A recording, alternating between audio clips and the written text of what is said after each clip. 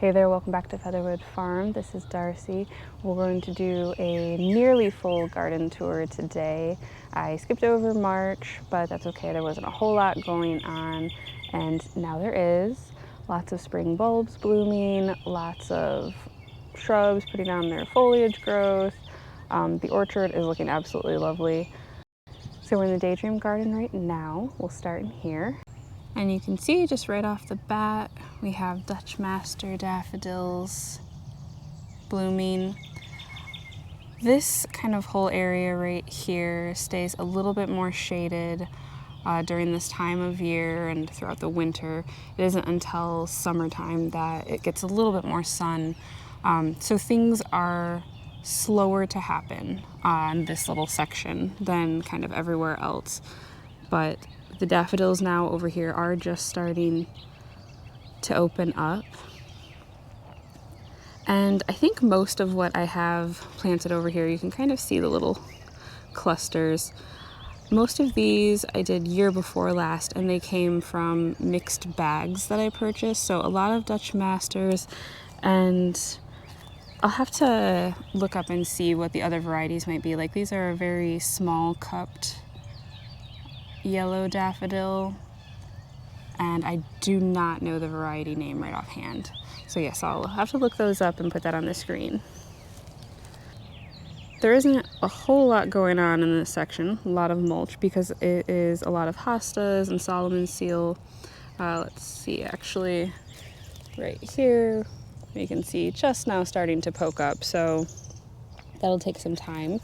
But I do have a couple of Brunnera that have their tiny blue blooms just starting, and one that's struggling along, probably thanks to my chickens, if I had to guess.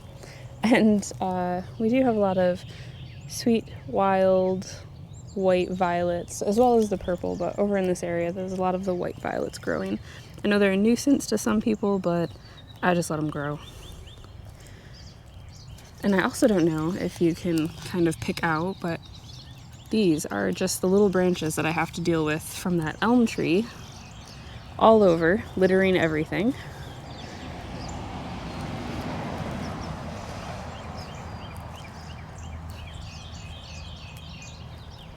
These are the taller version of one of the Aronia newer cultivars in the last few years. I'll have to look again. I can never remember which is which, but they're just starting to get their flower buds. They are a native cultivar. Over here I have a few astilbes that I transplanted from a different area in the garden that did not have enough moisture for them. And these I've had for several years. I couldn't tell you the variety. Might be able to figure it out, look through some emails. And on either side, it's not midday yet, so the sun isn't very high in the sky, so they're not open, but the crocus have begun blooming on either side of this structure that I built last year, and it looks wonderful. And so these are also a part of that mix bag. There's the paler one back here. The lemony lace elderberry also starting to get its little flower clusters. Looks like I have a couple of dead branches I need to snip out of there. This one is looking better than the one over in that corner. I transplanted that one last year and it struggled a little bit. And if you see here a lot of damage to a boxwood, we are getting our roof replaced, and this part of the garden in the front here unfortunately got a little beat up, so the boxwood being a big part of that. You can see just like this whole back half kind of ripped off. Right here are all the Japanese anemones that are just starting to emerge. So I hope that they're going to be okay. I did find some broken stems, and I'm still getting lots of nails as well, so not ideal. But probably the saddest are my Haas halos. This one in particular, just tons of stems got ripped out and broken. The limelight did have a bit of damage. This little cluster of daffodils just got smashed. It had no chance. And some of my new peonies that I planted also were broken. I hope that they will be okay, but these were just planted last year. Actually, yeah, right here. So I'm not sure. That would be quite sad if not. But the Chardonnay pearls, deutzias, are starting to get their foliage. This is the coralberry, starting to leaf out as well, and everything is still a little early, a little bit ahead of schedule. I'm not complaining about it.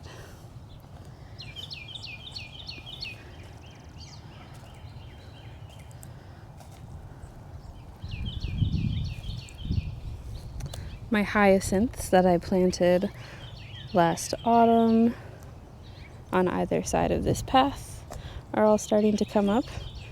My chickens love to come through here and scratch. That's why everything's covered in mulch. But it won't be long now before those are colorful and fragrant and all sorts of beautiful. A couple of these in the front also got smashed. That's okay. We'll just be a few blooms short in the front here. The Yoshino cherry starting to bloom. This one is not fragrant, but it is beautiful. This is the other lemony lace elderberry. You can see a lot of dieback on that.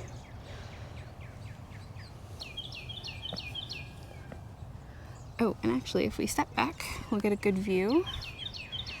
I finally built this raised bed planter in the front here. This was just wood that we had on hand from the planter boxes that used to be up here. They are 4x6s. Some of them were cut in half for other projects, so it's kind of a mishmash.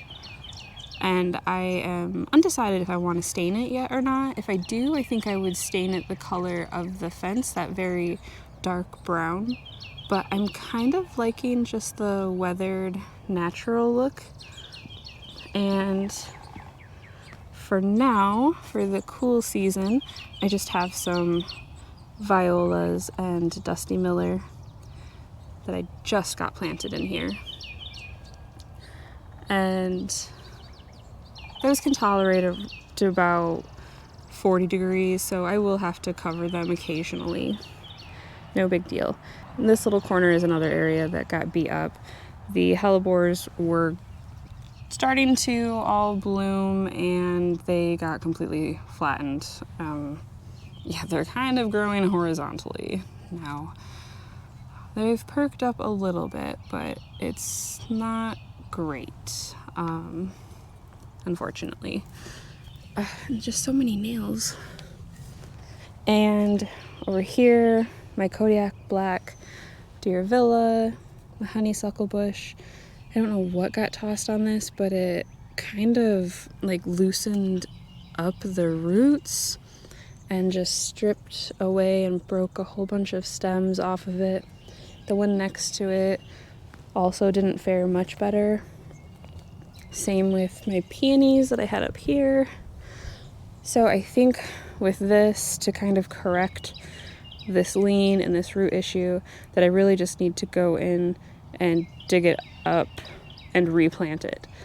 I don't think that staking is kind of a possibility for this.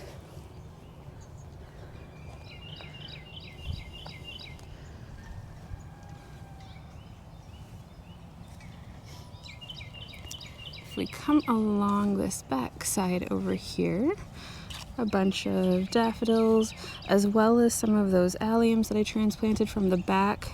They don't look like they're gonna get their full size this year, but that is okay.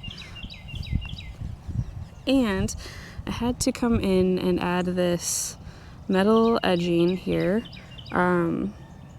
because it all kind of slopes, and because of that my chickens kept coming in and scratching all of the mulch from out underneath the boxwoods, exposing their roots, and then kicking mulch all over here. I mean, you can see it just killed off all this grass. So this has been in for maybe a week now, and it seems to be working, doing what I need it to do. I only had this amount on hand, so I need to order some more and finish off over there, and then lay down some grass seed and kind of get this looking a little bit better.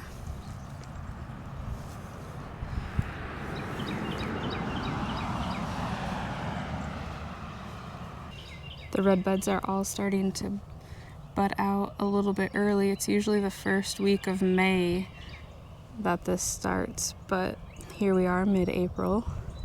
This is the lavender twist redbud, which I don't know that this would be a good idea. I know that redbuds have a kind of strong taproot and don't really like transplanting, but I'm almost tempted to dig this up and turn it because every branch is just going this way. I have this one going off that way, and just seems odd, I suppose, but I also don't want to kind of sacrifice it if it's not necessary. And again, this part is a pretty shaded area, kind of along this diagonal. Everything behind is shaded, so just starting to kind of push new growth. I have some bug banes back there, ferns, hostas. Obviously the carex hold their own. One geranium plant. There should have been about 5 others, but who knows where those went. And then, pardon the mess, but we'll cut across over here. This is the area of the garden that is going to have the most changes. The Tuesday after I'm filming this, I will be getting a few trees delivered that I ordered from our local nursery. And so right here, this stake will be a clump form of an autumn brilliant serviceberry. And right here, this stake is going to be a Picea omerica bruns, which is a Serbian spruce. And as I've mentioned before, this will be gone, this propane tank will be gone in the summer. Obviously I need to move this gravel. And then the last tree that I got is another clump form, where this stake is just of a straight species redbud. So we have the forest pansy redbud right there. It'll be clump form, ginkgo, another redbud, the serviceberry, and then the Serbian spruce. And I'm hoping it'll kind of give this a like walled in feel, and then underplanted with a lot of shrubs, obviously, make it feel like an enclosed space. I need to come through here, the ground is still pretty wet, and clean up all of the edges, especially from where these new delineations will be from adding these wood chips last fall.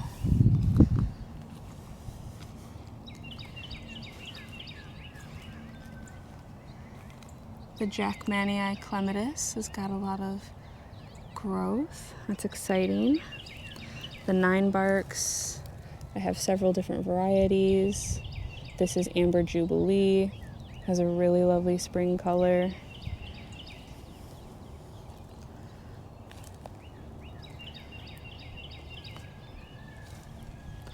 Back here is an instant karma elderberry. These ones get quite large, so it's in the back corner here. And this red bud right here is one that I transplanted from the back portion of our property a couple years ago. It was doing fine, and then it got a lot of rutting damage, and you can kind of see below all of that, it has all of these little stems that it's growing, these little shoots. But obviously it's not going to give me the impact that I want, so I will be removing this one, probably just cutting it at that point, and I'll plant it somewhere else and see how it does. And then instead what I want to put back here are 3 of the fluffy arborvitae, which are a western arborvitae. I have the one over here that I planted last year that I was kind of testing, and the deer kind of hit it once and then must not have liked what they tasted because they have not been back for it. So that gives me hope that I can try this out and keep them safe. These are spirea. They just look so darn beautiful in the spring when their new foliage emerges. And one thing that is glaringly obvious is that I do not have enough spring bulbs in this side of the garden at all. Nothing over here whatsoever. Obviously nothing here, that's new, but not even in the older part here. And very few on this portion. So that will be the goal this fall, to remedy that. But yes, this area I'm going to be reworking significantly. I'm going to lift out a lot of the perennials and get them kind of moved around. Some things are going permanently. And you can see I got my soil delivered a couple days ago, and I actually want to come in and put some of that in here, raise it up a little bit. It's hard to kind of tell, but my edge almost acts like a moat, and like the water just really pools in it around here. This area is a lot higher. This is fine. It's kind of from about here over that really gets inundated, and then the back half of this bed as well. And here you can see it's still standing. And yeah, here's an example. This is my moat around my edging. But right here, I mean, there's still a couple of inches of standing water.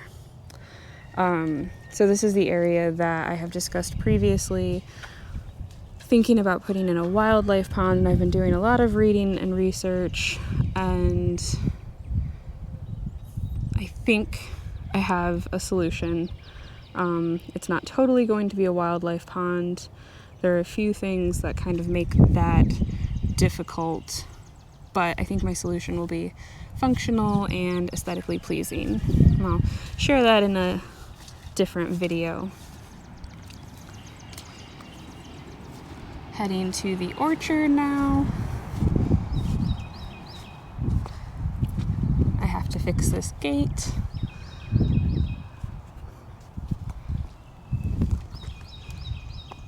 Ooh. But you can see it's kind of doing everything that I hoped it would. Just tons of daffodils blooming. The peach and the plum are blooming. The pears just starting to open up. And obviously these trees are quite small right now, so it's not as grand of an effect, but soon enough it will be.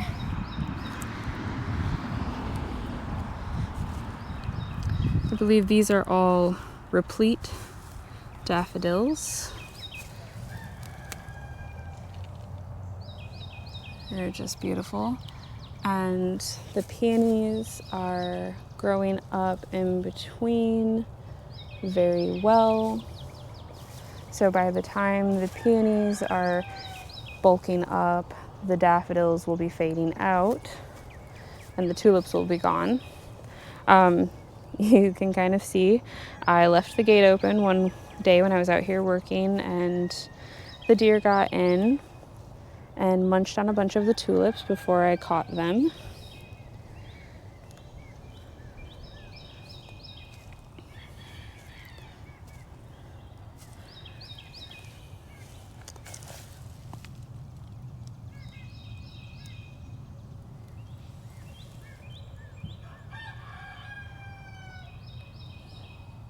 Yeah, it is just so magical. I'm so happy with how it looks.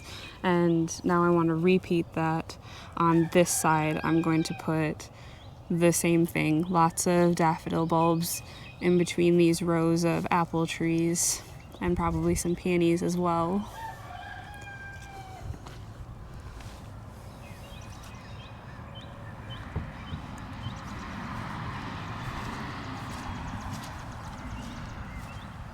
Not a whole lot going on over here yet. Last year I had taken out a lot of the echinaceas. There's still a few left. I'm going to also take out the rudbeckias that I have over here, as well as the remaining echinaceas, and put those elsewhere. But you can see the tiny wine gold 9-bark, the chartreuse foliage looking lovely. And if I ever get this picket fence finished, it is going to be the perfect backdrop to that. I am currently waiting on more lumber, but my wood guy's machinery has been malfunctioning, unfortunately, which is okay because we've had a lot of rain, so not really able to get much done anyway. This little portion of the cottage garden over here probably suffers the most, other than that grassy spot, as far as inundation. And I kind of have a plan for this as well. I mean, you can see it just looks like a mud pit, and there are mosquitoes everywhere.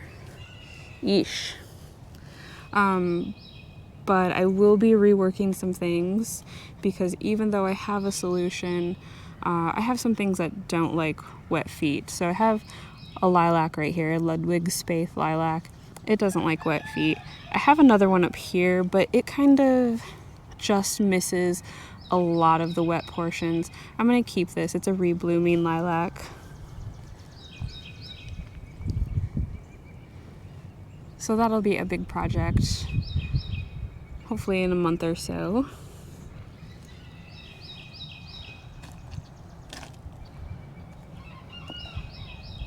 More daffodils up here.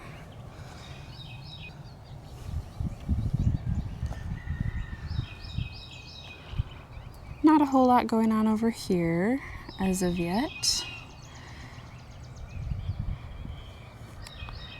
I have this raised bed planted with carrots, peas, turnips, and beets. And a success story, our ranunculus and anemones held up with that frost cloth. And here is the tragedy, though. After I had removed all of the welded wire around this fence to begin work on the picket fence, in a matter of one night, the deer came in and obliterated my tulips. Luckily, they left the ranunculus mostly alone. But yeah, this was the only bed that was really completely saved. Obviously, that bed half saved. And you can just see this side was just massacred, as well as this one. And so that's why I have kind of all these fencing and trellises, like whatever on hand to keep it protected, and that's been working. It was really discouraging. Obviously, it's, a lot of money, time, energy, but I'm not sure if I'm gonna do tulips again next year. I don't know. I don't know if it's worth it, if it's worth the headache. But one thing I was reading is that so long as the buds weren't nipped, they should still bloom. So you can kind of see here, like the buds are actually still growing up. It was a lot of foliage damage. Obviously these ones, it was everything damaged, but I don't know if that's gonna stunt them, if it's gonna kind of deform the flowers. I'm not sure, we'll have to see. Actually back here, you can see purple prints are starting. Let's see if we can get closer. Right here, actually, purple prints are already starting to color up, which just seems crazy. But yeah, so very discouraging. Darn deer.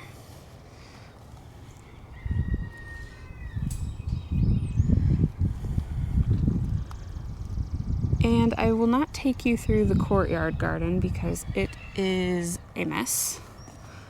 That's where a lot of the construction materials are for the roof and such. But I will show you lastly, the plugs that I ordered have arrived. So October Skies Aster, Pumpkin Spice Heucherella, and Avalanche Featherweed Grass, Phantom Joe Pieweed, which is a shorter version than the straight cultivar, more Millennium Alliums. And actually, if I would have known, mine in the redbud garden are reseeding very freely, so I would have kind of saved my money. I didn't realize they were going to reseed as well as they did. Junior Walker Nepeta, because you can't go wrong with more of that. Robustissima anemones. Those are another autumn blooming anemone. Grand Marshal Bee Balm. I chose this after doing a lot of research on ones that are very powdery mildew resistant, and these are one of the varieties, so hopefully that's true. Mai Tai Geums, which, I mean, the little guy's already trying to bloom, but as you can see, it is like just this beautiful kind of cantaloupe color. Love it. And more of the same Nepetas. So I have it nearly figured out where everything's going to go. Just kind of waiting to find the time to get that all done. Thank you for watching, and I hope you enjoyed kind of the magic that is the spring garden, and I hope you're experiencing that in your own gardens. We'll see you in the next video.